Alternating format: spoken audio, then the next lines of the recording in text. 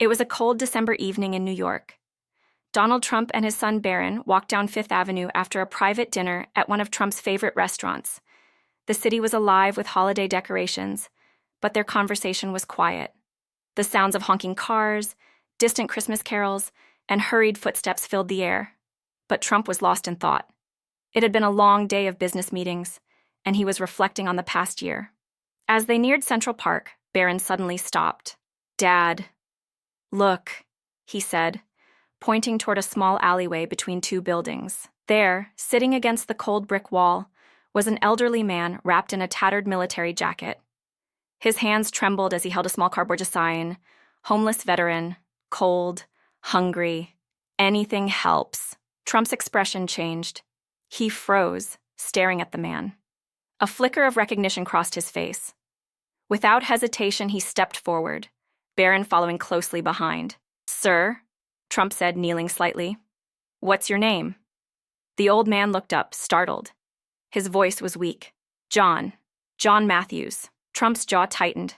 That name, it rang a bell. He took a slow breath. "You served?" John nodded. 20 years, Iraq, Afghanistan, and then everything fell apart. Barron frowned. "What happened?" John sighed, his breath visible in the freezing air. "Lost my wife while I was deployed. Came home to nothing. Got injured, couldn't work. The system forgot about me. And here I am." Trump exhaled sharply. He turned to Barron. "You know, son, when I was younger, I met someone just like John." Barron looked up, curious. "Really?" Trump nodded. "A long time ago, back in the 80s. Same story. War hero, abandoned. I tried to help, but back then I didn't do enough." He turned back to John, his eyes full of something rarely seen, remorse. "I won't make that mistake again." Trump sat down next to John on the cold pavement, ignoring the curious glances from passers-by. "Tell me, John, do you have any family left? Friends?" John hesitated. "I had a brother in Texas, but we lost touch years ago. After my wife passed, I just drifted.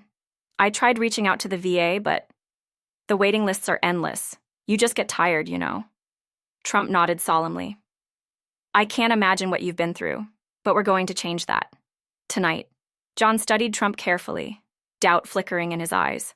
"People always say that. They say they want to help, but a few dollars and a pat on the back don't change much." Trump met his gaze. "I don't do things halfway, John." John hesitated, then nodded slowly. "All right, I'll trust you." Without hesitation, Trump pulled out his phone. "Margaret, I need a room booked immediately at Trump Tower. Also, contact a doctor and a representative from the Veterans Assistance Foundation." John stared at him in disbelief. "Mr. Trump, you don't have to." Trump held up a hand. "Number I do. I should have done this years ago." Barron watched his father closely. This was a side of him he had never truly seen before. Compassionate, reflective. Minutes later, a black SUV arrived. Trump extended a hand, helping John to his feet. "Let's get you somewhere warm," he said firmly. John hesitated before grasping Trump's hand. As he climbed into the vehicle, he turned back and whispered, "Thank you." Trump simply nodded. "Just promise me one thing." John tilted his head. "What's that?" Trump's expression softened. "When you're back on your feet, pay it forward." John smiled, a genuine, grateful smile. "I will." As the SUV disappeared into the bustling streets, Barron looked up at his father. "Dad, I think you just changed his life." Trump placed a hand on his son's shoulder. "Son, sometimes life gives you a second chance to do the right thing. And when it does, you take it." Barron nodded, a new understanding settling over him.